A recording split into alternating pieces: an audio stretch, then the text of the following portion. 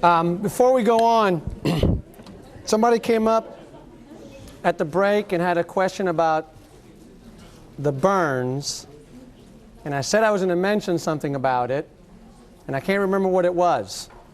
So who came up to me about the burns? Was it, what was that again, the point? It was, no, not for the burns, drowning person. The drowning person. Yeah, it was a cold water, and for how long? Oh, right, okay, yes. A point to be made about drownings, cold water drownings, okay? It has to be very, very cold water to have the protective effect on the brain, the diving reflex that they talk about. Has to be really, really cold water, like we're talking like, you know, Lake Michigan in December or January for that to happen. A patient comes in, if it was cold, if the patient is cold when pulled out of the water, which is very common, when they come out of the water, they need to be warmed back up as part of your resuscitation efforts, okay? And you can't really pronounce them dead until they're warm and dead. So you have to warm them up to a certain temperature because you may have a low heart rate because they're cold. You may not be having response to your resuscitation because they're cold. So once you bring them up to a certain temperature and they're not responding to the resuscitation, then you can call it quits. We'll go on now to orthopedics, and we'll start with some limping. The most common cause of limping in a child will be acute trauma. Okay? Other than that, we like to break it up into age groups, and we have it kind of broken up here. From about 0 to 4 years of age, you should think, when you're reading your question, of developmental dysplasia of the hip, or a dislocatable hip. 4 to 8 years of age, you should be thinking of Legg-Calvé-Perthes disease. When you're reading the question and it's about an adolescent that is limping, then your mind should turn to the diagnosis of slipped capital femoral epiphysis. So those are the three big ones at 3 different ages. A 5-year-old boy has developed progressive limping. At first it's painless. It now hurts to run and walk. The pain is in the anterior thigh. The pain is relieved by rest. Parents recall no trauma. Okay. So this is Legg-Calvé-Perthes, 4 to about 12 years of age. It's an avascular necrosis. The hip, the femoral head, has a very tenuous blood supply and is very easily disrupted, and you can have this avascular necrosis of the femoral head. It's really unknown. It can occur after trauma. Transient synovitis or venous congestion can also cause this. Hyperviscosity and coagulation abnormalities have all been implicated, but there's really no known cause that we can say. So many times when you're reading the test question, it won't mention trauma.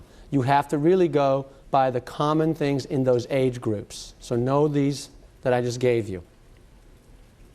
It's more common in boys. 20% of cases will be bilateral. Usually, it'll be painless limping initially. Then it can progress, and it'll be pain that is worsened by activity, relieved by rest. The pain may be referred to the groin, the hip, the thigh, or the knee. That's another important point, is that many times patients will complain of knee pain, and actually what's going on is in the hip. So you should, even if they're pointing to their knee, you should be checking out the hip. I mean, they brought the whole patient with them, so check out the whole patient. So remember that hip pain is often referred to the knee. The first thing you should do when you suspect Legg-Perthes is get an X-ray. That's the first thing you do, is get an X-ray, and here's what you'll see on the X-ray. So look, it's very important to get, since 20% are bilateral, but you need to let the radiologist know what's going on. So you get both sides, and see how this femoral head, that's beautiful. Nice and round. Look at this one. Okay, it's already squished. So get an X-ray when you suspect that there's pain and limping in this child, you suspect leg perthes or anything, get an x-ray. Follow-up films are also helpful.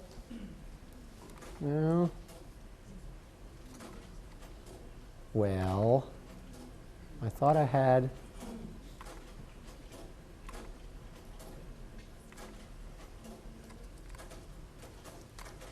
I didn't have it. Let's see.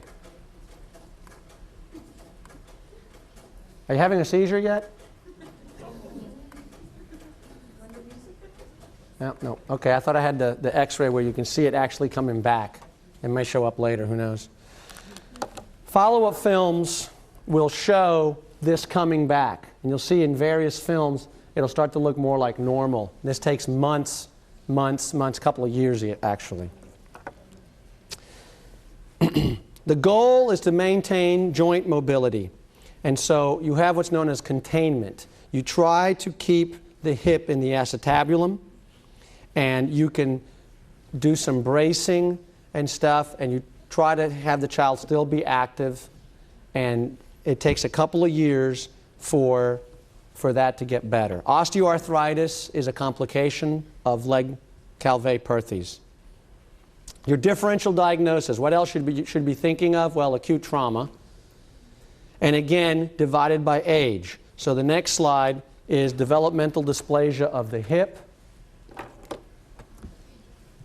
And if you look here versus here, this is wider.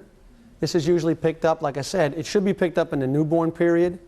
It's common cause of limping at 0 to 3, 0 to 4 years of age. There's a 20% family history of this happening, and it can be associated with breech positioning, torticollis. Here again you see on x-ray, this is the nice relationship. What's happening here with developmental dysplasia of the hip, it used to be called congenital hip dislocation, but now it's called developmental dysplasia because it's a spectrum of disease from a loose hip to a fully dislocated hip. Here you have the acetabulum, and it's very shallow, and here's the femoral head. And here is the acetabulum, but the femoral head is farther out. See, the relationship is different on this side versus this side. Initially, the baby won't have any problems limping because it doesn't walk. And so it's a normal baby. On physical exam, in the newborn, you will feel it. They call it a clunk or a click. You will feel this clunk or click on physical exam when you do your Barlow's and your Ortolanis. So you need to know those names. Barlow, Ortolani are as on physical exam, you will hear or feel a clunk or click.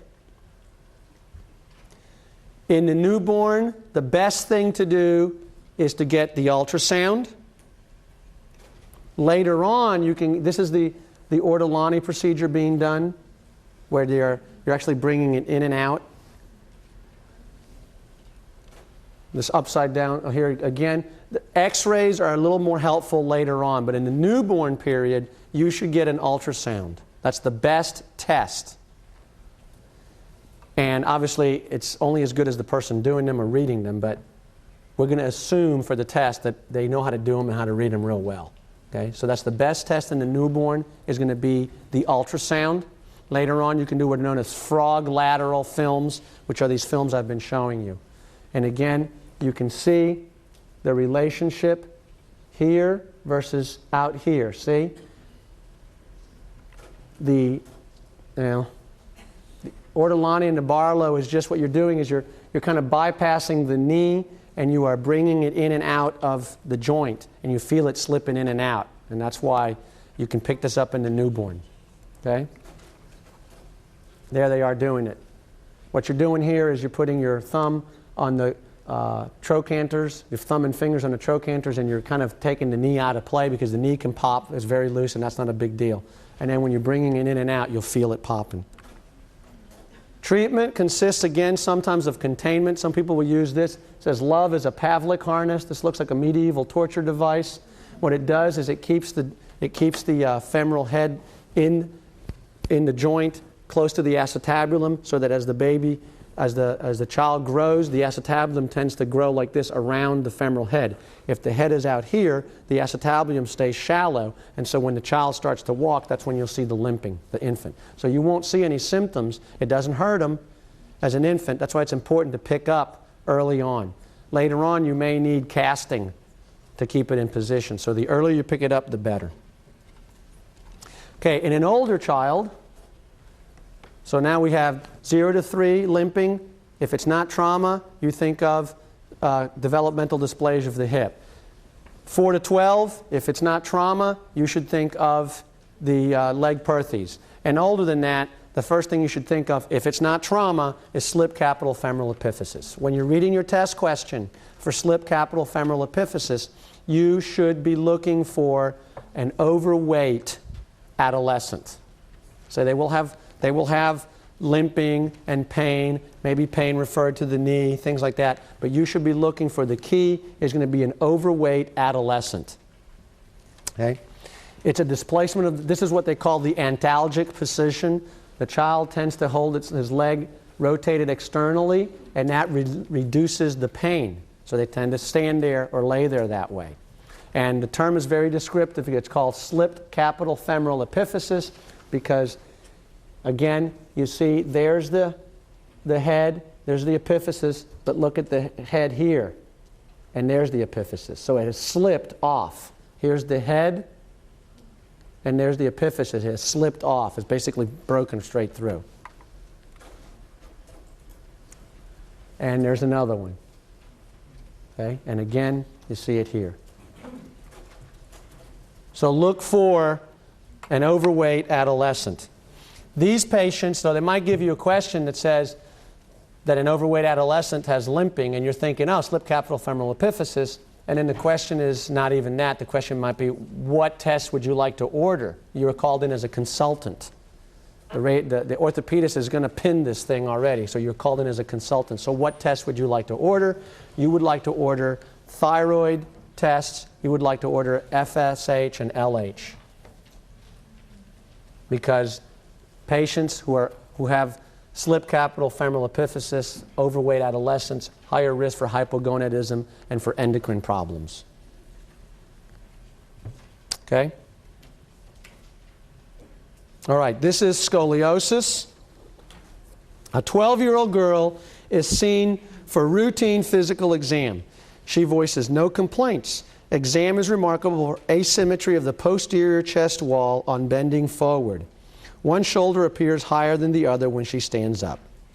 So scoliosis, or abnormal curvature of the spine, is caused by misalignment of the spine in the frontal plane. And it can occur at different ages. The majority of cases of scoliosis are idiopathic, meaning we don't know what causes it. Yes, a hemivertebra, we talked about this yesterday, a hemivertebra can cause curvature of the spine, because if they're all stacked on each other and then you have a triangular one, that'll change the alignment, and then the others will be stacked below it, and so you can have a hemivertebra as a cause of scoliosis.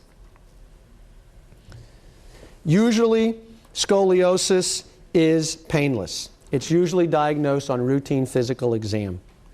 And what you'll see is, for example, this young lady, look at this scapula versus this one. Look at the differences there. Okay? And you can actually see some curvature. And then when she bends over, you can see the curve, and you can see the asymmetry here too. Okay? Actually, this looks like this elbow might be a little bit lower than that one. Sometimes, if you do have, for example, a leg length discrepancy, then you have a compensatory pelvic tilt too. And that one can be fixed by just building up the shoe.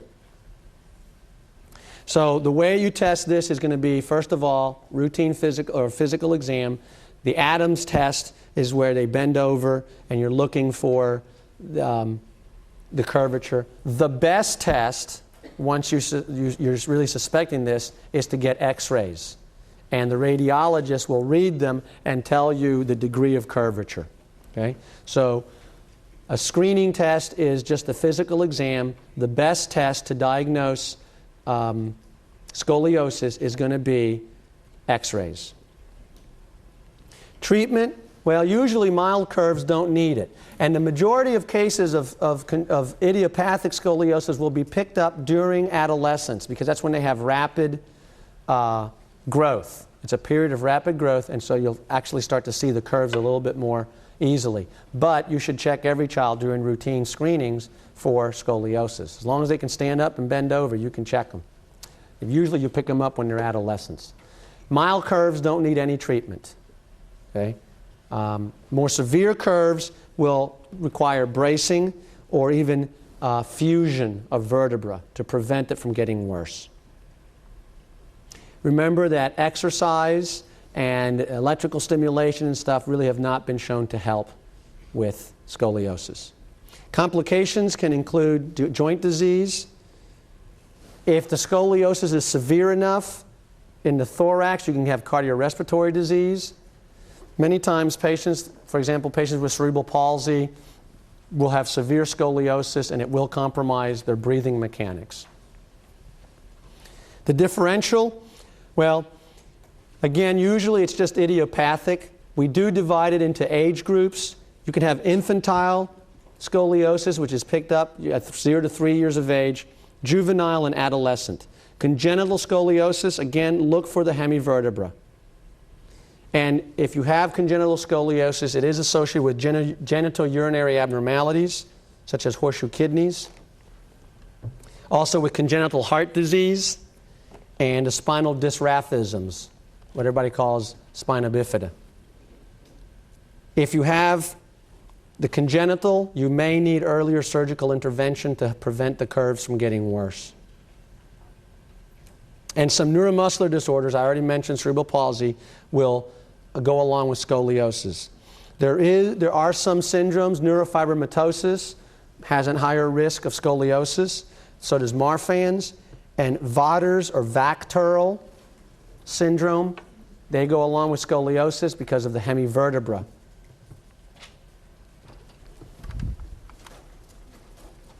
Okay, in-toeing. A newborn is noted to have a foot that is stiff and slightly smaller than the other one. The affected foot is medially rotated and very stiff with medial rotation of the heel. Okay, when you hear that, medial rotation of the heel, that is clubfoot. That is Talipes equinovarus. The fact that the foot is smaller, that's helpful. But when you hear that the heel is deviated medially, that's what you should be thinking of before anything else. Okay? And here you have bilateral club feet. And you see that the heel also goes in. These feet tend to be very stiff. You cannot really bring them back into the midline. And they do tend to be a little bit smaller. Half of them will be unilateral, half will be bilateral. But look for a description of the heel deviated to the midline, because that means it's clubfoot, as opposed to just the toes going in, which could be something else. Really, again, no real known cause for clubfoot, but it can be from positioning in utero. It can run in families. There's probably a neuromuscular basis for this, but there's no known cause you can say this is it. Other disorders can include developmental dysplasia of the hip. You can have amniotic bands. You can have dysraphism, spina bifida, and arthrogryposis. These are all associated with clubfoot, and it's more common in boys. The presentation is just like it's described in the question and just like you see here. It's usually in medial rotation. It tends to be very stiff. You cannot bring it to the midline. It seems to be like a smaller foot, particularly if it is unilateral, it'll be smaller than the other foot. And the treatment will be serial casting and surgeries. Other causes of in-toeing. So part of your differential diagnosis, Talipes equinovarus. There's also what we call, here's another picture. See how the whole heel, this one the toes tend to be going in a little bit. This is not club foot, but see how the whole foot, the whole outside part of the foot and the heel is deviated inward. Okay, here's some more in-toeing. See this in-toeing, the heel is on the ground. So this foot is normal, and look how the heel is on the ground and the toes kind of just curl in. Okay, this is metatarsus adductus. the outside part of the foot curls in. You can see the toes kind of going in, but this heel is not deviated inward. So that's what you're going to be looking for to differentiate one from the other. Metatarsus adductus or metatarsus varus, usually you can bring the foot to the neutral position. So this foot, if I were to play with it, I can bring it into the neutral position. You don't need any special shoes or casts or anything like that. Another cause is what we call tibial torsion. So that's another cause of in-toeing. But that's not because the toes are turned in. Don't forget, the toe bones are connected to the ankle bones, are connected to the shin bones, to the knee bone, to the thigh bone, right? So if you have tibial torsion, the toes or the foot turns in, but it's not because of the toes turning in, it's because the tibia is turned in a little bit. And you diagnose that just the way you see it here. You look at the malleolus of the ankles, and normally the medial malleolus is a little anterior to the lateral malleolus. In this particular case, they're even, or possibly the medial is behind the lateral. That's because the tibia is turned in. That causes the foot to turn in and gives the impression of in-toeing, and generally you don't do anything for this except reassure the parents. One last one, and we don't have to put it, is femoral anteversion. In that case, you will diagnose it because as the child is walking, you will see that the knees tend to point in towards each other. So the foot seems to be turned in, not because of the shin, not because of the toes, but because the femur tends to be rotated so that the knees kind of face each other. You'll see that very often in small children, the way they sit, when they sit on their legs, they sit on top of their legs like that. Females do it all the time. It's really, I can't do it, I'm too old and stiff. But when they sit on their legs like that, that causes the anteversion. So the way that you get them to, you don't really need a treatment for this either. If it's really severe, both tibial torsion and femoral anteversion, you need osteotomies, but generally you don't get that far. What you do with this child is encourage them to sit with their legs either straight out or their legs crossed in front of them. And that causes to kind of come out the other way. Okay, so that's femoral anteversion. So that's your differential diagnosis for in-toeing. Talipes equinovarus, metatarsus, tibial torsion, femoral anteversion. Tumors of the bones. When you're reading your test question, you should be thinking of bone tumors in, again, adolescence. Periods of rapid bone growth. So that's a key to your question, to getting the answer is you are not going to see too many bone tumors in a 5-year-old. You will see them in a 13-year-old, however, because that's when they're really having their growth spurt. So look for that when you're reading your question as far as a bone tumor. So they're seen during rapid bone growth, so they're common during adolescence. The two primary neoplasms of bone are going to be osteosarcoma, which is the most common, and Ewing's. Ewing's is more common in the first decade of life. Retinoblastoma, there's an association between retinoblastoma and osteosarcoma, particularly bilateral retinoblastomas and osteosarcoma. Osteosarcoma will be in the long bones at the metaphysis, and both of these, Ewing's and osteosarcomas, will present with pain at the bone site. There may be something palpable there too, but it'll be bone pain right there. Okay? And this is an osteosarcoma right in here, all of this. Okay, there may be limitation of motion and a palpable visible tumor. Deep bone pain should make you suspicious. If you're waking up at night as an adolescent, not a 7-year-old, 7 and 8 years old, they have growing pains. Okay, but if you're 13 years old, 14 years old, and you're waking up at night with bone pains and there's pain in one particular spot, you should be suspicious. Okay? And again, the first thing you're going to do is get an X-ray.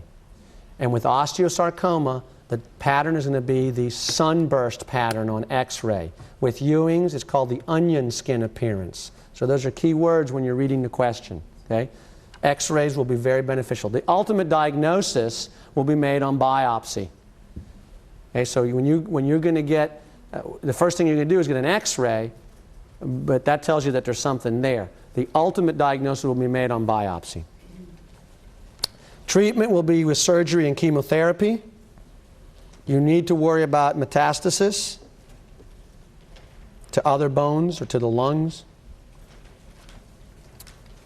Again, Ewing will present similarly to osteosarcoma, and look for the onion skin.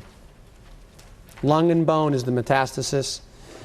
With Ewing's, you'll have surgery, radiation, and chemotherapy, and the prognosis is worse if the primary tumor is in the pelvis or if there's metastatic disease at the time of diagnosis.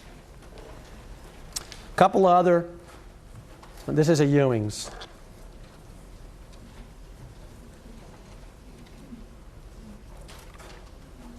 Okay, flat feet. Most babies, when they're born, have a little fat pad on the bottom of the foot.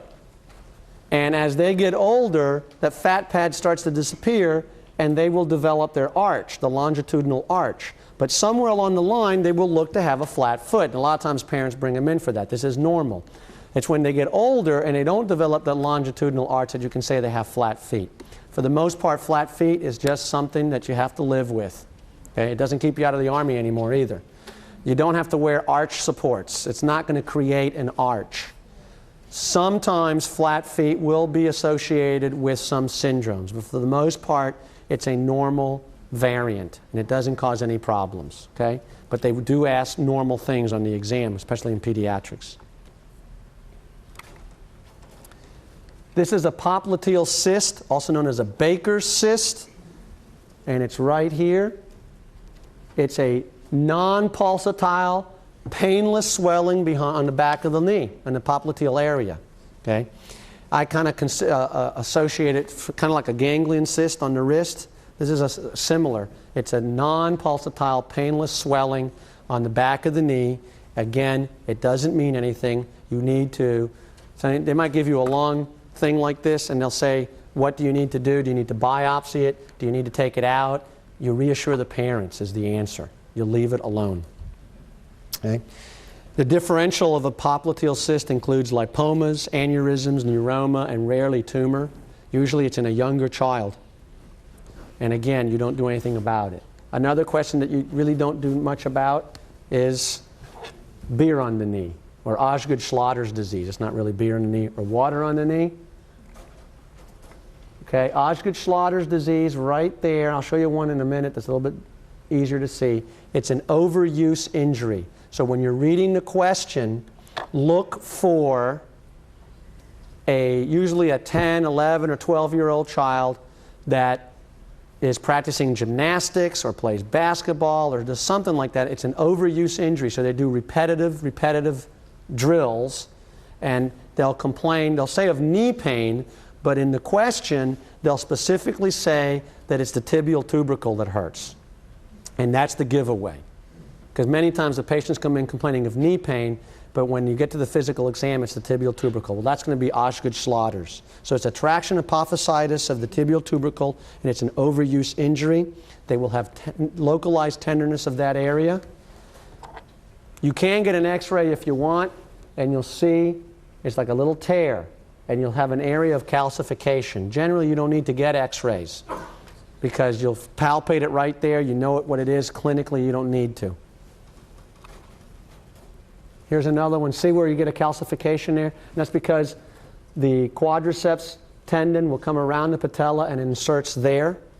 And if you're doing a lot of jumping or repetitive exercises involving those muscles, it tears and tears and tears and tears, and you get that.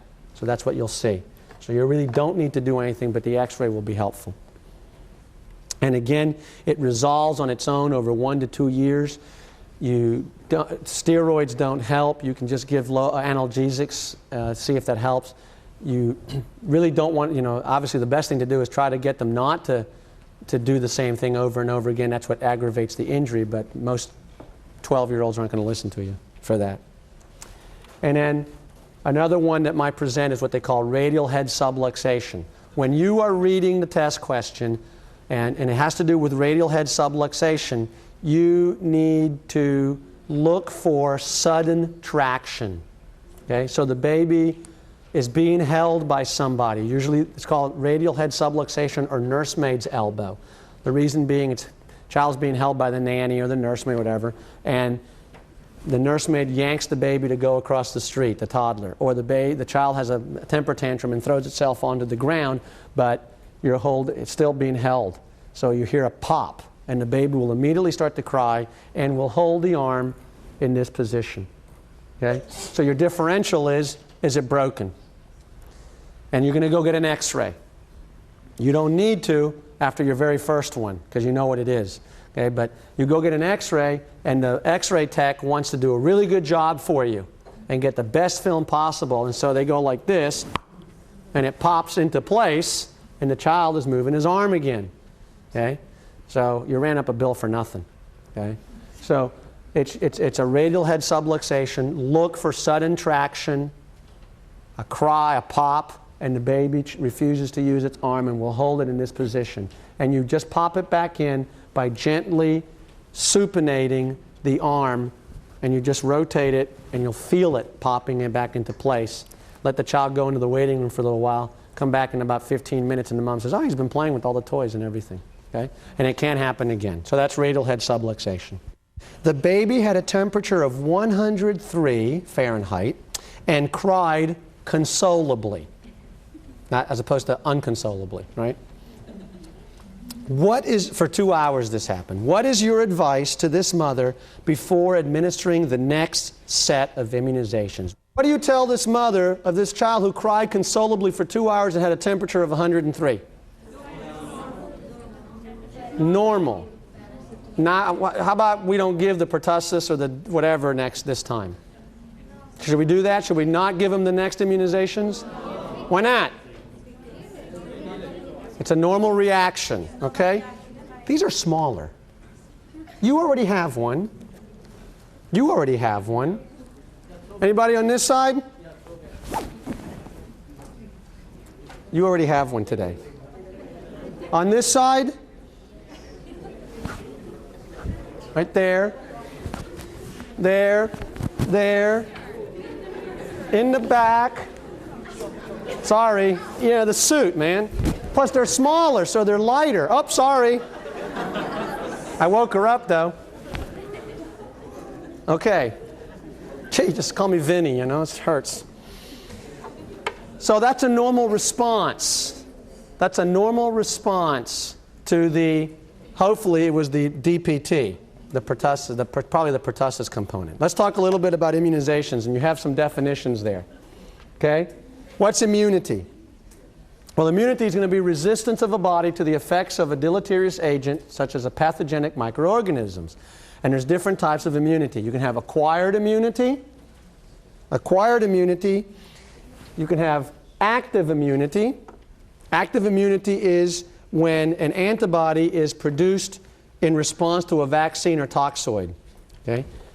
Passive immunity is that you are giving preformed antibodies. We talked about passive immunity yesterday when we talked about giving immune globulin for the Rh incompatibility, right? That's preformed antibody, so that's passive immunity. Somebody's already had the response for you, right?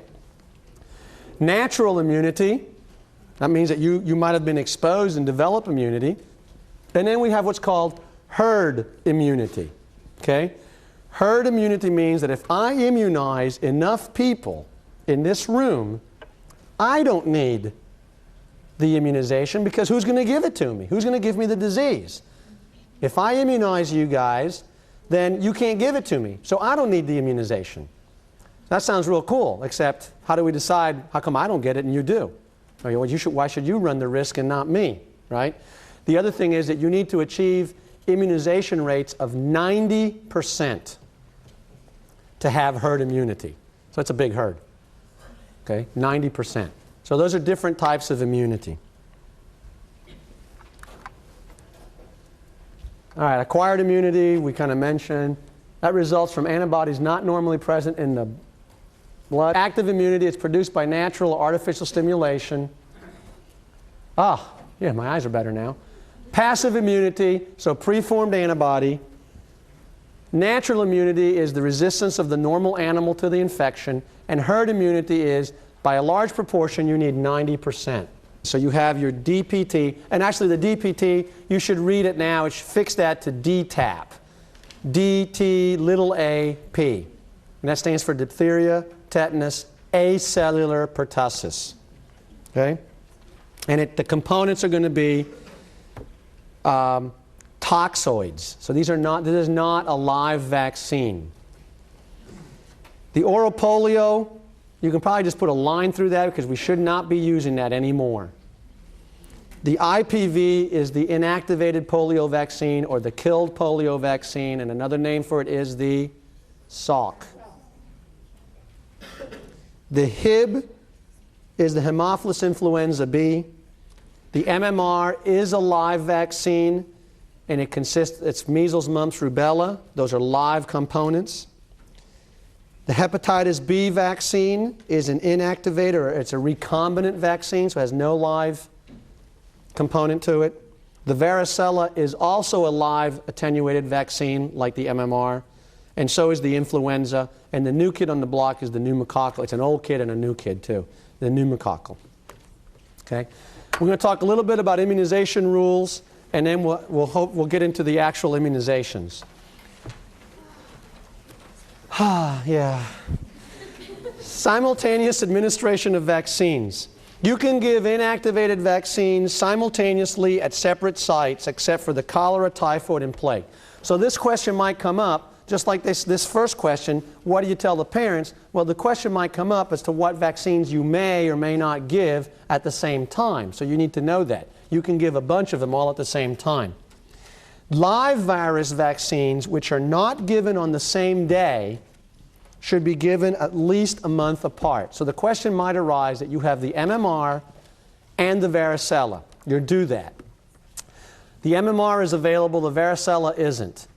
When should the child come back? Well, you can give the MMR now, and the child needs to come back in a month for the varicella, because they're both live vaccines, and if you don't have that one available, you need to give them a month apart. And the pneumococcal and whole virus influenza can be given simultaneously at different sites. The key to hypersensitivity is to avoid it. So you need to know the components of these vaccines. So if you are egg hypersensitive, and by egg hypersensitivity that means not that you threw up or spit up an egg, maybe you just didn't like the way it was prepared. Okay? But if you swelled up and you had bad rash or something, maybe that is egg hypersensitivity. Okay? You need to know that the measles, the mumps, the influenza, the yellow fever, and the combined MMR vaccine are grown in eggs. So if you are truly hypersensitive or allergic to eggs, you shouldn't be getting it, or those vaccines, or you should be desensitized first. You need to know that neomycin is contained in the killed polio. It's also in the measles, mumps, rubella, and the MMR, because the question might arise that the patient has a neomycin allergy, that you can't give those vaccines. Streptomycin is in the killed polio and in the MMR. And also an important subject now is the thimerosal. Okay, thimerosal is a preservative, and it's been somewhat associated, it's a mercury-type compound. Are we really giving mercury to our children? Blah, blah, blah. The vaccines nowadays are free of thimerosal. So you don't have to worry about that. The other thing is, if they do have thimerosal in them, the risk of them having something bad happen with thimerosal is extremely low, and the risk of catching the disease because you weren't vaccinated is much higher. So you still recommend thimerosal-containing vaccines if you have no other alternative. Some misconceptions about vaccinations. Okay? These are not contraindications, and that goes back to that first question. A reaction to a previous DPT with a temperature of less than 105 degrees Fahrenheit. So this child in the question was 103. Redness, soreness, or swelling at the shot site, that is not a contraindication. A mild acute illness in an otherwise well child. So if you're reading the question and it says that the child has a cold, you can still give the vaccine. If the child is on antibiotics for otitis media, you can still give the vaccine. If the child was a preterm baby, you can still give the vaccine. You just start them up. If there's a family history of seizures, that is not a contraindication to giving any of the vaccines. If there's a family history of sudden infant death syndrome, that is not a contraindication to giving any of the vaccines. And that's one good way of not falling behind on immunizations, is following those rules. When it comes to delayed immunizations, you should give as many as you can when you can.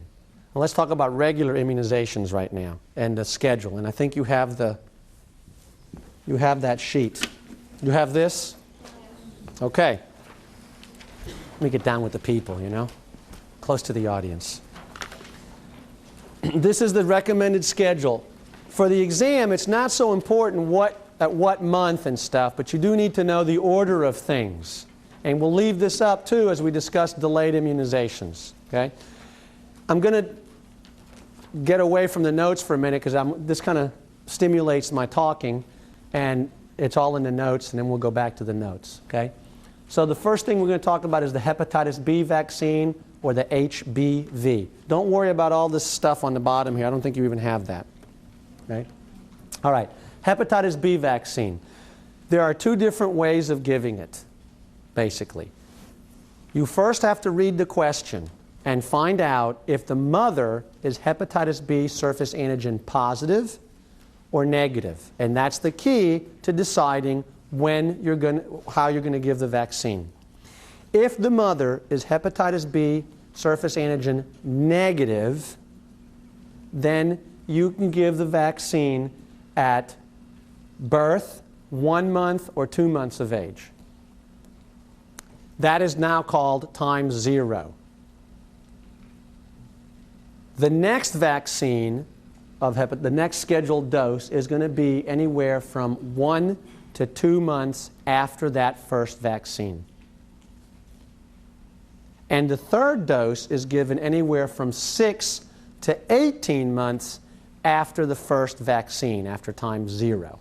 And that is if the mom is hepatitis B surface antigen negative. That's also the same schedule you use for any new patient who has not received the hepatitis B vaccine. So let's say you have a 5-year-old who's never had the vaccine, you want to get him immunized, then you start one now, one 1 to 2 months from now, and one 6 to 18 months from now. Okay, same schedule. If the mom is hepatitis B surface antigen positive, that changes the question completely. Now you need to do two things. You need to give the hepatitis B vaccine right now. As soon as the baby is born, you find, oh, she's positive, you go ahead and give the baby the vaccine, and you also give the baby hepatitis B immune globulin. So it's very important that you read this question carefully, because by making the mom hepatitis B surface antigen positive, you have to change your schedule. You're going to give the vaccine right now, and at the same time, you're going to give hepatitis B immune globulin. So 1-2 words just changed that question completely, which changed your answer. Now the schedule also changes. Now you don't wait 1 to 2 months for the second hepatitis B vaccine. Now you give it 1 month later. And now you don't wait 6 to 18 months for the third vaccine. You give it 6 months after the first one. So it's a much more rigid schedule, and you have to give the immune globulin with the first dose at a separate site. You don't want to give the immune globulin right next to the vaccine because you're going to inactivate it. So you give one here and one here, for example. Okay? So that's really important to know, because they will try to fool you on that, or they'll try to get you mixed up. Is it positive or negative? You need to know.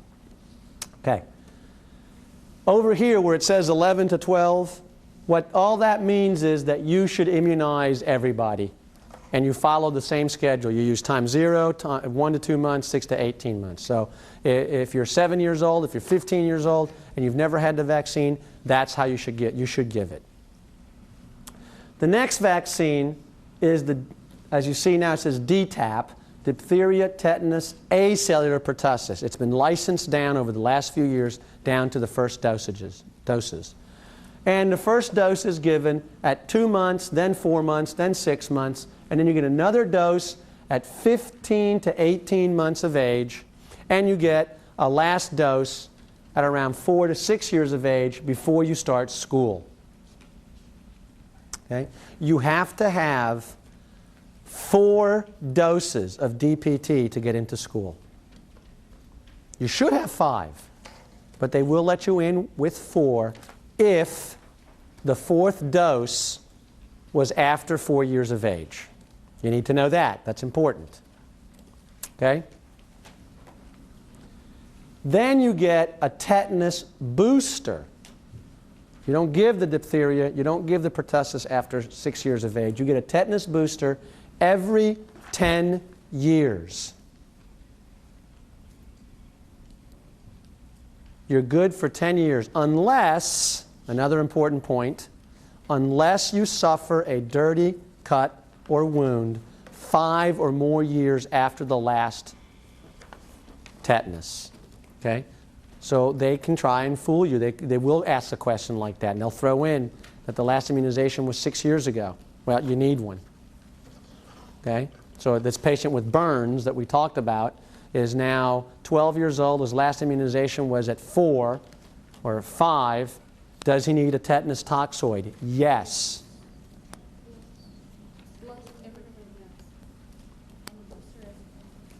No, you don't. He gets a tetanus toxoid, and he doesn't have it. He's 12 years old. He doesn't get diphtheria or pertussis. You get the tetanus. Okay? Plus immune globulin. Yes, plus immune globulin in that particular case. Okay? So that is a possible question right there, as far as the 5 or more years. Okay? And now it's acellular, so the acellular pertussis has really cut down on side effects. Okay? Next is the Hib. The Hib vaccine, Haemophilus influenza type B,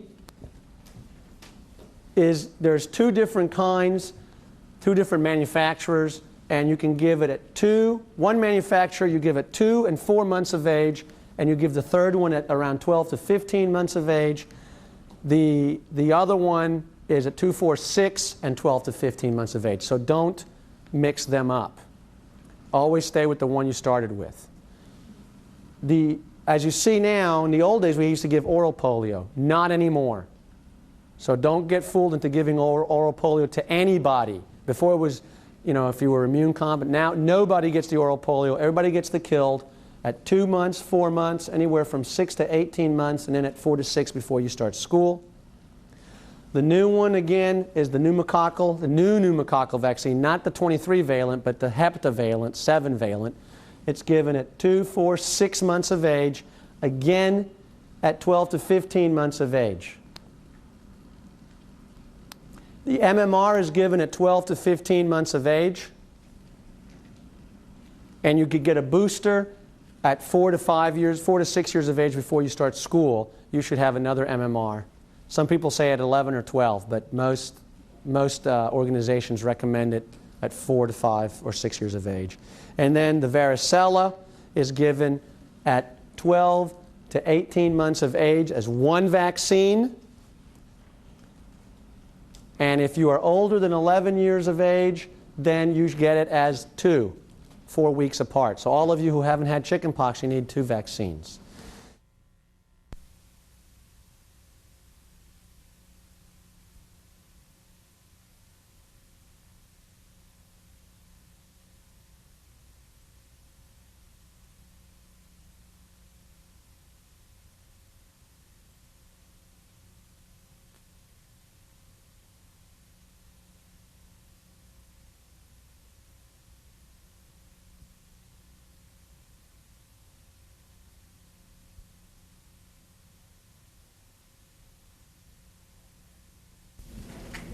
A question that came up during the break is, with the hepatitis B, is if the mom is hepatitis B surface antigen positive, you give the immune globulin with the first dose. You don't have to give it with the other doses, just with the first dose.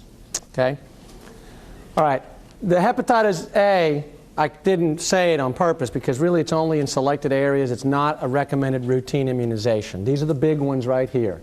Okay? Now let's talk about each immunization. Again, we'll stick with the overhead. We'll get back to the notes in a minute.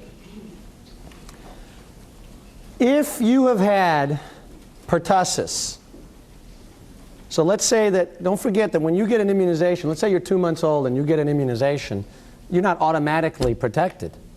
It takes a couple of weeks for you to get some antibody titers, and the reason we give it in separate doses so you have a booster effect and all, so you're not going to be automatically protected, and no vaccine is 100% effective. So it is possible that you could get pertussis after having had a couple of the vaccines.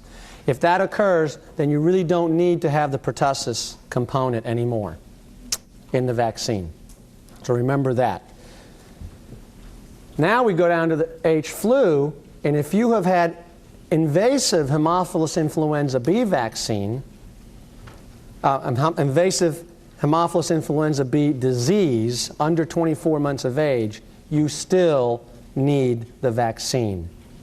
So there's a difference there. It does not, the disease, let's say you get meningitis from H flu type B, the disease does not confer immunity. So you still need the vaccine. Something else to remember about the Haemophilus influenza type B, and it has to do with delayed immunizations. Once you are older than 15 months of age, you only need one vaccine for Hib. So let's say, for example, that you have not received any vaccines. You are now 15, 16, 17 months old, and you get the Hib vaccine. You don't need to get another one to catch up. Once you're over 15 months of age, you get one, and you've got immunity. Okay? And you don't give it after 60 months of age, so after 5 years of age. The other important thing is, remember, nobody gets the live polio anymore. Everybody gets the killed polio. All right? Okay. For delayed immunizations, there's certain rules. Again, you give as many as you can when the patient is there. If there's been a gap in the immunizations, you don't need to start over again. So let's do those two things. So let's say, for example, that you have a child who is now 6 months old and has never, ever received an immunization. Okay? So what do you give them? You're going to give them a hepatitis B, you're going to give them a DTaP, you're going to give them a Hib, you're going to give them a polio, and you're going to give them the pneumococcal vaccine. They come back in 2 months, and you just pick up where you left right there. You just keep going, like if you were starting with a newborn. Let's say that the child is 9 months old and only had one set of vaccines at 2 months of age. Well, even though that's a big gap, you don't need to start all over again. You just pick up, just as if he was coming in for his next set. So you just pick up where you left off. Okay? So give as many as you can when you can. Do not start all over again. That's what you need to remember for delayed immunizations. All right, now I think we can turn this off. Another hot topic is the immune-compromised patient, particularly the HIV patient. And you have a table in your notes that goes through the immunization recommendations for HIV. And you divide the patient into patients that have mild to moderate immune suppression, or also known as a known asymptomatic, and the patient has severe immunosuppression. And when we get to the chapter on infectious diseases, you'll have a handout already that has the criteria for determining what that is. And then you have your list. The DTaP. Do you give that to a patient with HIV? Well, you can give it to any patient with HIV because it's a toxin. It's a toxoid and a toxin. It's not a live vaccine, so you don't have to worry. The oral polio, the list says no. Well, no one should get oral polio anymore anyway. It should be the killed. The killed polio is okay for anybody, including the AIDS patients. The MMR. The MMR is recommended for patients with mild to moderate immunosuppression but it is not recommended with severe immunosuppression. Because when the HIV patient with severe immunosuppression, you may actually kill them from the vaccine. The Hib is not a live vaccine. It's a recombinant vaccine. It's not a problem. The pneumococcal vaccine, the same thing. You can give it to anyone. The influenza vaccine, in this case, it should be given even for severe. Okay? Even with severe.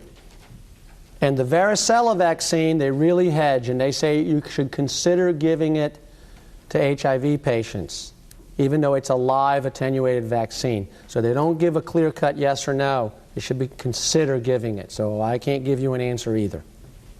Okay, now we go through individual vaccines. Some of this is rehashing what we've already talked about. The DTaP, we know now, this is an older slide, but we know that the DTaP now has the acellular component in it, which does decrease side effects. These are the side effects that you're going to be looking for. Local redness or swelling, local pain. A lot of patients get that. Fever, and the high, even though it says 38 degrees, that's the majority of patients go that high. There are some patients that will get really high fevers, and we're talking about 105 as the cutoff, Fahrenheit. That's the cutoff. If it's over 105, then you should probably not give the pertussis vaccine. You give just the DT. So a test question could say that the patient cried for 6 hours unconsolably, the opposite of the one that we had here. This patient cried unconsolably for 6 hours like a shriek and had a temperature of 105.3. What do you tell the parent? Well, you need to tell a parent, we're not going to give the pertussis component, but your child is at higher risk to get pertussis. But we're not going to risk it. Let's hope that we have herd immunity and nobody else is going to give it to them. Okay? So that's when you do take it out. However, ever since we've gotten the acellular pertussis vaccine, that's been really cut back down, and now it's rare. The other thing that we recommend giving is to give some acetaminophen every 4 hours for a 24-hour period, and that really helps with the common side effects of the DTaP. Okay? So again, anorexia, crying greater than 3 hours, an unusual cry. Parents will say, I've never heard him cry like that before. Convulsions, shock-like state. These here are indications for not repeating the vaccine, although that's very rare now. It was rare before, but it's even more rare now. Okay? The polio, like it says in the notes, it is now recommended that only the killed virus be given. Contraindications include anaphylaxis to neomycin or to streptomycin. The MMR, you can also break the MMR down into the mumps, the measles, mumps, and rubella vaccines, the individual ones. Remember that it is a live attenuated strain. Okay? It comes as individual vaccines. It's given subcutaneously. What you need to remember about the MMR are the side effects. The side effects will not occur right away. Usually they occur about 7 to 10 days after the vaccine. Okay? You can be sore for a day or two in the arm right after the vaccination, but most of them will be 1 to 2 weeks after your vaccination is when you will have side effects. And they can include effects from any or all of the 3 components. So from the measles, you can get a fever and you may get a rash that looks like measles. From the mumps, you might get a little bit of swelling. And from the rubella component, you might get some adenopathies. Okay? You might get some arthralgia. Those are common things that you will see with the MMR. All of them can cause, the MMR or the M and the R, can cause febrile seizures and a reversible encephalopathy. Also important, they might ask this question, is if you are pregnant, you shouldn't get the vaccine while you're pregnant, because we talked about congenital rubella, right? So if you're pregnant, you shouldn't get the vaccine. You should get the vaccine now, well before you decide to get pregnant, if you have not had it, or if you need the second one. However, if you are pregnant and you have a child who requires the vaccine, that child can still get the vaccine, and you're not going to catch rubella from that child. Why? Because first of all, it's an attenuated vaccine, and even though you have not had the vaccine and the child may be shedding the virus, you are immune competent and you're not going to catch it from the child. Okay? So that's an important distinction to be made. If you're pregnant, you cannot get the vaccine. If you're pregnant, your child can still get the vaccine and you're not going to catch it. So that's important to know. You also should delay giving the MMR if you have received any kind of gamma globulin or immune globulin in the past 3 months, because then you're not going to get the same effect from the vaccine. Contraindications, again, are anaphylaxis to any of its components or an immunodeficiency such as cancer, leukemia, the severe immunosuppressed HIV patient. If you're on radiation therapy or chemotherapy, you should not be getting the MMR. And it's very important, that last sentence, there is no proof that the MMR vaccine causes autism. That's a hot, controversial subject recently. Many parents are hearing about, oh, the MMR causes autism. No. Remember, yesterday we said that autism is usually picked up before 30 months of age. So many times it's picked up at around the time, it's diagnosed at around the time of the MMR vaccine, but there's no conclusive evidence or proof that the MMR vaccine directly causes autism. So get your children immunized. Okay, so we talked about these reactions already. You may have, and again, remember that they occur after, a few days after the vaccination, not right away. And you can have some lymphadenopathy and some arthralgia. Okay, the Haemophilus influenza B vaccine.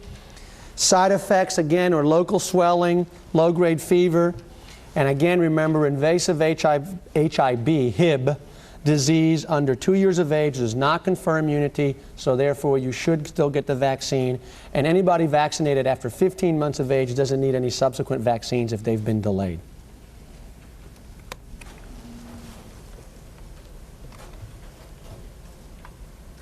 We already went through the schedule of the hepatitis B, so we don't need to worry about that. The pneumococcal vaccine is an old one because they used to have the polyvalent one, but the new one is the one that's recommended for universal vaccination, and it's the heptavalent. It covers the most common strains of pneumococcus that cause meningitis, and that's why we give it. Many people talk about, oh, it's the ear infection vaccine. No, it's not being given to prevent otitis media or pneumonias or sinusitis. We're giving it to prevent meningitis. We'll talk about that briefly. Okay? The influenza vaccine includes, the side effects are redness, tenderness, swelling, mild flu symptoms, and not everyone should get the influenza vaccine. Patients with chronic lung disease, with heart disease, certain immunosuppressed patients, healthcare workers should all receive the influenza vaccine. I'm going to sneeze in a minute. Patients with hemoglobinopathies, patients who work in nursing home facilities, and so should the patients get it. Okay? So you don't give it to everybody. Teachers do not need the influenza vaccine. The cab driver does not need the influenza vaccine. So it's not a universal immunization. People with diabetes. I'm not sure about that recommendation. I would say no, but I wouldn't bet the farm on it. Okay? Okay, meningococcal vaccine is not a routine immunization, but it is recommended if you're traveling to an endemic area. Remember, however, that it does not cover all the serotypes. So if you get a question, you can still get the meningococcal vaccine. I mean, you can still get meningococcal meningitis even after having had the vaccine, because it doesn't cover all the serotypes. We'll get to meningococcus briefly also. And we've already talked about the hepatitis B vaccine. The reason we're giving it is because there are about 5,800 deaths a year from hepatitis B. There are over 300,000 carriers or cases a year, new cases a year, and there's about 1 million carriers. And we tried immunizing people at risk, and that didn't work, so we're going to immunize as many people as possible, starting with children, particularly because children who get hepatitis, the younger you are, the greater the risk of having liver failure later on. And the varicella vaccine is no longer the new one, but it's recommended at 12 months of age. Anybody who has not had chickenpox should get the vaccine. And if you're older than 11 or 12 years of age, remember you get it as 2 doses, and they have to be at least 4 weeks apart. Okay? All right. There we go. All right, we're going to get partway into the infectious disease chapter. I promise you we're not going to do it all before 10 o'clock. It's impossible, but we'll get into it. Okay? Let's start off with fever. A 5-month-old infant presents with fever. The temperature is 39 degrees centigrade, and the mother states that the patient is less active and has a decreased appetite. On physical exam, no focus of infection can be found. This is a common dilemma for the pediatrician. In this age group, a patient with fever and no focus. So fever, what is the definition of fever? It's a temperature greater than 38 degrees centigrade, or centigrade if you're a surgeon, I guess, right? Centigrade and centimeters, right? Yeah, but those little bugs, they're not called centipedes, are they? And a quarter is not 25 cents, so I don't know. Anyway, greater than 38 degrees centigrade, which is 100.4, and it's important to make the distinction, it's rectally. I had a patient once, the mom called me and said it was like basically the same story, and I said, how did you take that temperature? She said, retinally. I said, whoa, retinally, that must hurt. So I asked her not to take the temperature again. I was just kidding. So rectally. And there are different categories of fever. Fever of short duration without localizing signs. We also have what's called fever without a focus, which is less than a week in duration in children less than 36 months of age. And that's an important distinction because that's when we talk about occult bacteremia. That's the category that we're talking about. And there's fever of unknown origin. And again, fever of unknown origin is a specific diagnosis. It's not fever that you don't know what's causing it. Okay? It means that you've had fever for greater than 14 days in a child and greater than 21 days in an adolescent or adult. So it's not you've had fever for 3 days and you don't know what's causing it. That's not fever of unknown origin. Okay? So there's a specific diagnosis criteria for it. So we're going to talk about fever without a focus, which occurs in about 5% of children less than 36 months of age, which is what this child has. Fever without a focus. Children, we use the term, we talk about immunosuppression and immunocompetency, and babies are what we call immunonaive. So they really have the potential to develop diseases because they're still developing their immune system, and so they're liable or a higher risk to catch all kinds of things. Younger children, as they get older, they become more immunocompetent. So children are higher risk for serious bacterial infections, such as meningitis, sepsis, urinary tract infections, septic arthritis. And the children under 24, some people go up to 36 months of age, but definitely up to 24 months of age are at very high risk to get all these infections. And sometimes they don't have very specific signs or symptoms. Some of the organisms responsible are group B strep, Listeria, and E. coli. Now we talked about them when we talked about sepsis in the newborn. Remember when we talked about early onset, late onset sepsis? We said those are the big three, particularly group B strep. Other common germs will be Salmonella and Neisseria, but the biggie is going to be strep pneumonia. Also, we have H. flu type B, but now we have the vaccine, which helps. And hopefully we'll do the same thing with strep pneumonia. And obviously, probably the most common cause of fever in children is going to be viruses, just like in adults. We now look at different age groups. When you're reading your test question, again, look at the age groups. Temperatures or a fever less than 3 months of age is a lot more serious than if you're like 4 years old. So we pay more attention to it, again, because they may have a more serious infection. So we worry in less than 3 months of age, part of our differential diagnosis is going to be fever. For fever is going to be meningitis, urinary tract infections, pneumonias, and the workup would include a spinal tap, an x-ray, a urine culture, things like that. Children older than 3 months of age can have temperatures higher than 38.9 or 102 are at risk for serious bacterial infections when there is no focus. And that's when we talk about fever without a focus, or sometimes occult bacteremia. You know, we can have bacteremia just by brushing our teeth. We clear it a lot easier. And children don't clear things as well, as infants will say. Patients with chronic illnesses also are at higher risk for certain things, such also, so are, like for example, patients with cystic fibrosis, patients with sickle cell. So then you have to kind of tailor your diagnosis to that, or at least what your causative organism might be.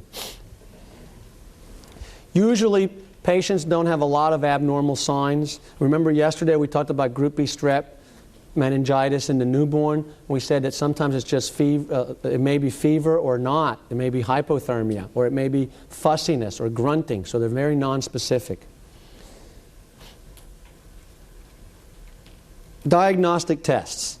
What should you order on these patients? Well, CBC, one of the first things you're going to order. Okay? And the white count is very helpful, and so is the smear. So in the smear, you may see some toxic granulations or Durley bodies. These are Durley bodies right here. Okay? You can see that on the smear. You have this in the new handout that we gave, the new pages that we gave. You'll have this. Okay? So these are risk factors that put for occult bacteremia. The age, again, less than 24 months of age. The magnitude of the fever. The higher the fever, particularly greater than 104, the better the chance of you getting something on a blood culture. A white count greater than 15,000 should make you more suspicious for occult bacteremia. So usually when you're getting your CBC, you're also getting a blood culture. That way you don't have to poke the patient twice. So if they ask you, a patient, this 5-month-old, temperature of 39, less active, decreased appetite, what are you going to get? Well, the first thing you're going to do is a CBC and a blood culture. You can send a urine, you can send chest x-rays, that's fine, but CBC and a blood culture. And if you have to pick one, get the CBC. Underlying chronic disorders will put you at higher risk for occult bacteremia, so look for a history, or especially if you're reading in the test question that the child has sickle cell disease, you should really be suspicious for pneumococcal infections, and you should be getting blood cultures and all. You should be starting antibiotics. Malignancy, immunodeficiencies, including AIDS. If you have a history of contact with somebody who's been sick, well, obviously your risk of occult bacteremia goes up. And then your clinical appearance. The child will be ill, irritable, or lethargic, not eating or drinking well. Petechia may be present. That's a lot more serious. So in the question that we're started with, this child is less active, decreased appetite, temperature of 39. You should be thinking of occult bacteremia. You should be getting a CBC and a blood culture.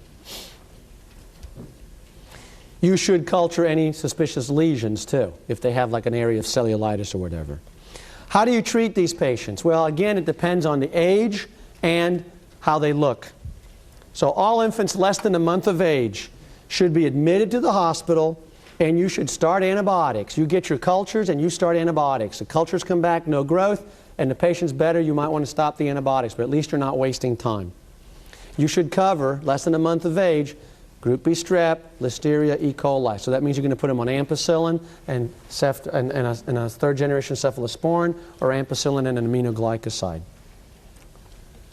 Children greater than a month of age who appear well and have been in good health are unlikely to have serious bacterial illness if their counts are between 5 and 15,000, with an absolute band count of less than 1,500. You may give them ceftriaxone if they appear well without a source for the fever and you're waiting on cultures. If they're ill appearing, anytime that they're ill appearing, admit them to the hospital. If they look good, you may be able to send them home with some antibiotics and follow your cultures if you trust the family to call you back if there's any problems or if you're going to follow up. Okay? But anyone who's ill appearing needs to be admitted. And you can give ceftriaxone or cefotaxime and ampicillin. Don't forget, the third generation cephalosporins don't cover listeria as well, so ampicillin is why you give that. Okay, and you should always follow up with a phone call or have them come back, check your cultures. Okay, occult bacteremia in children aged 3 months to 3 years. An 18-month-old child presents with temperature 39 degrees centigrade. The patient is alert and happy. The mother states that the patient has been eating well, has good urine output, and there's no evidence of localized infection. Well, this patient looks pretty good. He may have occult bacteremia. He may probably clear it on his own if he looks that good. And again, the most common organism for occult bacteremia, you should be thinking of strep pneumonia. That's the most common cause of occult bacteremia in that age group. Risk factors, we've shown you here. And sometimes they look pretty darn good. I don't care how good a clinician you are. Sometimes they look pretty good and they'll surprise you and grow something on the blood culture.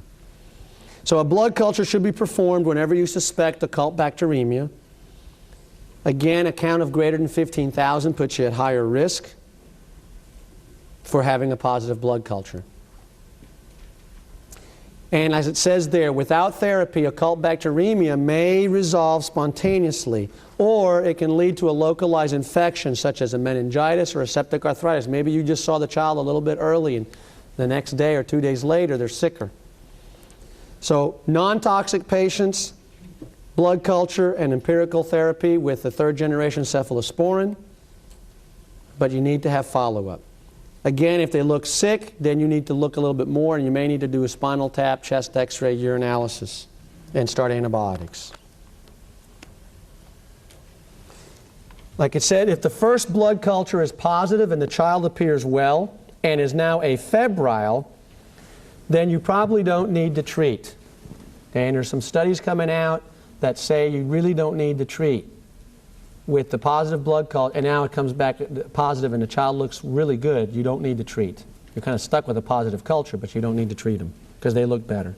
If they ever look sick, or if they grow something other than strep pneumonia like H. flu or Neisseria, then you bring them back, you do spinal taps, repeat the blood culture, and continue your antibiotics pending your new cultures. Okay, let's talk about meningitis. A 6-year-old presents to the physician with the chief complaint of headache, vomiting, neck stiffness, and photophobia. Physical exam reveals an ill-appearing child unable to flex his neck without eliciting pain. Kernick and Brudzinski's signs are positive. Okay, so again, it's important to have the age. It's a 6-year-old. A 6-year-old can complain of its head hurting. A 6-year-old can have a Kernick's and Brudzinski. A 6-month-old can't. So again, it depends on the age how they present. In this particular child, it is not a 6-year-old. You can sometimes get nuchal rigidity, but for the most part, what you're going to see is a bulging fontanelle. The best way to examine the fontanelle is sitting up. Hopefully the baby's not crying. So you have a bulging fontanelle, you have a very fussy baby. And you should suspect meningitis. In this child, with the neck pain and positive Kernick and Brudzinski, it's a little bit easier. So it's an inflammation of the leptomeninges. Bacterial meningitis is usually from hematogenous spread. And the most common cause, again, you're going to have to go by the ages. So when you're reading the test question, please really focus in on the age. If you have a neonate, you should be thinking group B strep. And life is a little simpler nowadays. Anybody after that, so let's just say 2 months and up, you should be thinking of strep pneumonia. Okay? That makes it real easy as your number one cause. Neisseria, meningitis, is common in any age group. And one of the things that you need to be looking for when you're reading the test question for Neisseria, the classic one is going to be someone who is like in college, in a dorm, or military recruits. So if you get something, recently there was a small outbreak in Ohio, in like northern Ohio, where a couple of college kids or high school kids got Neisseria. Like 3 or 4 of them. So look for a small outbreak and look for either military recruits or college dorm as Neisseria. It can occur in any age group, okay, but it's usually not the most common in any of the age groups. For age groups, just know Group B strep and strep pneumonia. Okay? Some factors that can put you at higher risk for meningitis include splenic dysfunction or asplenia, meningomyelocele, putting you in daycare where everybody spreads germs around. Okay? And again, there's a list of your agents.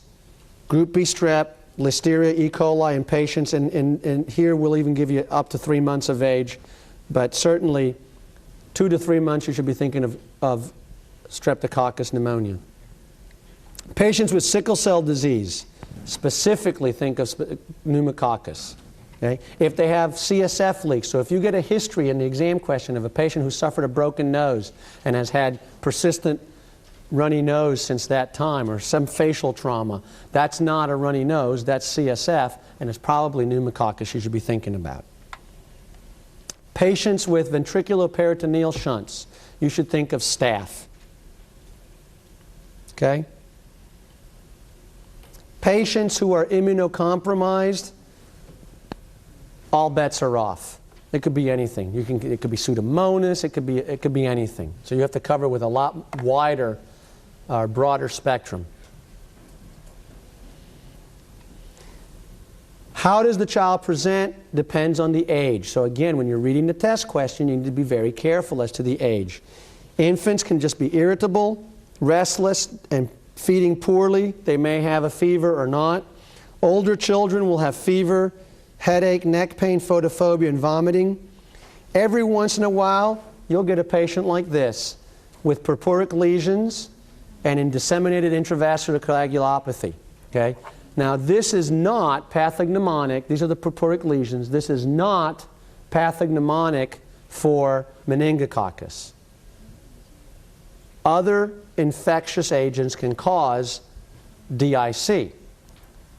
If you have meningococcus, however, you can scrape those lesions and you can culture it from there too. Okay? So it's not pathognomonic. Other pneumococcus can do this, but patients can present this way. That means that they're farther along, they're a lot sicker if you see them like this already. Don't forget bulging fontanelle in an infant, Kearney's and Brzezinski, older children. This is meningitis. So right here, this is all pus, okay, on the brain. You need to know this. You have these in your notes, I'm pretty sure. If not, we'll get them to you. It could be in the ones we just gave you, okay? You need to know this. One of the favorite questions on the exam is a patient that comes in and you're saying, oh, this kid's got meningitis, and they give you the CSF findings. And then they might ask you, what could be the organism? Or what medications would you use? Okay? So you need to know your CSF findings, because that's how you make the diagnosis. You make the diagnosis of meningitis by doing a spinal tap. You're going to have cells, you're going to see organisms, or you might grow organisms. Particularly the culture is how you're really going to find out. Because you can be suspicious on the tap with the number of cells, but it's the culture that will tell you what the organism is. So you need to know these findings. Okay? Pyogenic, that's bacterial. And what you'll see is that the white count is elevated from 200 to 5,000. Now you need to know that in a newborn, we'll give you a few cells. Up to 5 to 10 cells is normal in the CSF. Okay, but 200, sorry. 2,000, that's infection. Okay, 58, last week or a week and a half ago, we had a child that came in and he had 58 cells. He's like 2 years old, less than 2. 58 cells in the CSF. He's got meningitis. Okay? Usually with bacterial meningitis, you will see a predominance of polys. The glucose will be low. This is another important point. When you're reading the test question, what is a low glucose in the CSF? Well, you need to know what the blood sugar is. Okay? Very important. When you're reading your test question and you get all these, they'll give you all these lab values and these numbers, you need to know what the blood sugar is to know if that's a normal glucose or not in the CSF. And a normal CSF glucose is 1/2 to 2/3 of your simultaneous blood sugar. So you need to know it for the test, you need to know it for life. So whenever you're doing a spinal tap on somebody, you should be getting a blood sugar so you can compare. So the glucose will be low, the protein will be high. What's a high protein? 45 and above is usually high in most human beings. But infants are a little bit different human being, okay? And especially a preterm infant will give you 100, 140 would be normal, okay? But if you're 3 months old, 4 months old, 5 months old, and stuff like that, now we go to 45, just like you do in adults, okay? So you need to know those when they throw out those lab values to you. A gram stain, if it is truly pyogenic, should be positive. Not that it's a positive gram positive, it means that you see something. Okay? It can be gram positive, gram negative, but you will see something on your gram stain. And you should grow something on your culture. Counter-immune electrophoresis or latex agglutination should be positive, depending on the organism you have, and your pressure will be high. So you should measure pressures when you're doing spinal taps. Partially treated. Partially treated means that maybe you had an otitis media and you were being treated with an oral antibiotic, but it still went through and caused a meningitis. So now things are a little bit different. Again, you'll have an increased white count, mostly polys, low and high. However, your gram stain and your culture may not show something because you have been on antibiotics. Even though the penetration isn't great, you may be partially treated and you may not grow something. Granulomatous. When you see that word, you should be thinking of TB meningitis. Okay? And that's a favorite one that likes to come up. Okay? So the white count is a little bit lower. Usually it's lymphocytes. Your glucose is low, your gram stain is high. That means your protein is high. Your gram stain won't show anything. Why? It's an acid-fast bacillus, right? So it won't show up on gram stain. But you will get something on a culture. Okay? Aseptic meningitis, usually this is the viral meningitis. Your white count is lower than in bacterial, but see, there's an overlap in all of them. So it can be a little confusing. That's why you have to go to your cells and your cultures and your gram stains. So aseptic, viral, usually lower white counts. Initially, a predominance of polys, but quickly you get a predominance of lymphocytes.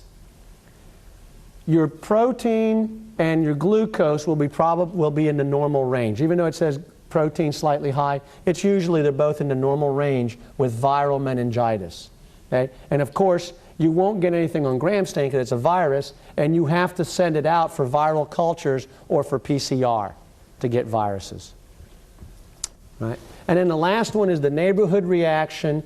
And neighborhood reaction means that there's something else going on in the brain, like an abscess, and it's irritating the meninges a little bit, and then you're getting CSF findings. And so basically it's really confusing because it's variable as far as the cells. Your glucose is normal, but your protein can be high or normal, and you shouldn't get anything in your cultures or your gram stain because it's not in the CSF, it's in the brain itself. Okay? You need to know this because the question will have lots of lab values, and that will be on it. And then you have to guess. If you don't know, you'll have to guess. Okay? So how do we treat meningitis? Antibiotics and supportive care. Corticosteroids are given to children if you suspect Haemophilus influenza B. You give steroids, and that helps decrease the incidence of hearing loss which can occur with Haemophilus influenza B. Okay? So give antibiotics and supportive care. Aseptic meningitis will occur in summer and fall. It's usually viral. Sometimes, again, partially treated meningitis, you won't grow something because the patient's been on antibiotics for whatever reason before. And again, treatment for aseptic or viral meningitis is supportive unless you have herpes simplex, and then you treat with acyclovir. So yesterday we talked about, remember, a child that's like 3-4 weeks old, comes in, you suspect meningitis, you do the tap, you get 10, 15 cells, you should be suspicious for herpes simplex. Because remember, it usually occurs at skin, eyes, and mouth, disseminated, or CNS with meningitis, and that usually is at about 4 weeks of age. Complications of meningitis, well, you can die from it for one thing. That's a pretty bad complication. And neurologic complications are common. You can have seizures, hearing loss, mental retardation, language impairment, behavioral problems, hydrocephalus. All these things can occur after meningitis. You can have ataxia, palsy, stroke, herniation, effusions, particularly Haemophilus influenza B. So if you're reading a question and you have a patient that they tell you has meningitis, doesn't matter what the organism is, they just tell you that, let's say the patient has meningitis. He's been treated for a week now, and the patient is doing well, but spikes of fever. What do? Well, you probably are going to reculture them, but you should CT them, because you're probably going to get subdural effusions. Usually they're sterile. So subdural effusions, particularly with Haemophilus influenza B, are very common. So look for a patient that's clinically getting better on the antibiotics for his meningitis, and then spikes fevers. Start spiking fevers a week, 7, 8, 9 days out. You should be thinking of subdural effusions. Other complications that occur during the actual disease include syndrome of inappropriate ADH secretion. And a differential diagnosis of meningitis includes toxins, ingestions, which give you bizarre behavior sometimes, malignancies, okay? Prevention, well, we talked about immunizations.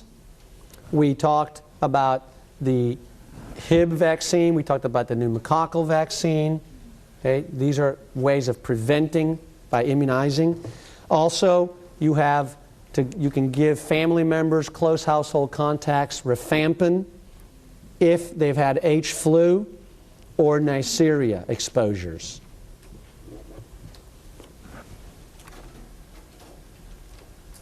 Okay. Let's do the arboviruses, encephalitis. A 10-year-old presents with fever and altered mental status. The parents state that over the past 24 hours, the patient has been extremely combative. There is no evidence of trauma or drug ingestion. So right then and there, they've given you like the top 2 differential diagnoses for encephalitis. Okay. Trauma and ingestions. Encephalitis, differentiated from meningitis, they have more disorders of mental function. Okay, so whereas the child with meningitis might have some vomiting and fussiness, these guys have more, they may be hallucinating, combative. Okay, they may have vomiting and headache too, but they just seem to have, since it's the brain parenchyma that is being affected, they tend to have more disturbances of levels of consciousness. Okay? So usually it's arbovirus that causes encephalitis. And you'll have the St. Louis encephalitis spread by birds, California encephalitis by rodents and mosquitoes, Western equine carried by mosquitoes and birds, Eastern equine by mosquitoes and birds, Colorado tick fever carried by the ticks. Okay? And everybody here around has got West Nile and stuff around here, right? Always check your dead birds in the yard. Okay? Presentation is similar to an aseptic meningitis, but there are more abnormalities of mental function. That is, they're more confused, delirious, hallucinating, and combative. I remember a 12 or 13-year-old boy we took care of once with encephalitis, and he would be, at one moment, he would be cussing out the nurses, yelling at them and cussing at them. And then a little bit later, he'd be asking for his gun so he could go shoot the squirrels that he could see. And then later on, he'd be apologizing to the nurses for what he said, stuff like that. So a lot more of mental dysfunction than you'd see with meningitis. Okay? The history is very important. Always ask for history of exposure to persons or animals. Are there mosquitoes around where you live? Okay? I live in a section of West Virginia where we don't have a lot of encephalitis, but about 40 miles down the road, there's a lot of it. And around that area, there seem to be like tire dumps with stagnant water and mosquitoes breeding there. So there's more mosquitoes there than in our area, I guess. I don't know. But there's a lot of encephalitis there. The La Crosse encephalitis is what we see. So look for history of bug bites, mosquito bites, contacts with other people who have had similar symptoms. You can do immunofluorescent testing or ELISA testing. You can do IgM testing. The CSF, remember, may not have a lot of findings. Probably, if you're pushed, you should get polymerase chain reaction on the CSF. Okay, people talk about how do you diagnose encephalitis, and they talk about brain biopsy. Okay, well, you don't biopsy everybody's brain that you suspect has encephalitis. So PCR of the CSF is probably the test of choice to diagnose encephalitis. Okay, the culture. It's a lot faster than the culture. That's why I said it's the best test, because it's a lot faster than the culture. Hopefully. You can do MRIs. You can do EEGs, and if you see anything that remotely is close to the temporal lobe on MRI or EEG findings, you should be thinking of HSV, and you put them on acyclovir. Okay? So if they mention that on the exam, you're thinking HSV. Treatment is usually supportive, however, unless you have HSV. HSV is usually sporadic outbreaks, as opposed to these other arboviruses are more like seasonal. HSV is more sporadic. The differential includes encephalopathy from toxins. That's one of the things they mentioned in the question. Hypoglycemia, Reye syndrome, and inborn errors of metabolism. However, if they're telling you about a 10-year-old, you can pretty much eliminate inborn errors of metabolism, right? Unless there's a prior history of it. You can have a post-infectious encephalitis after your MMR vaccine, so you should get a history of that. And then the really rare birds are the trypanosomiasis and malaria.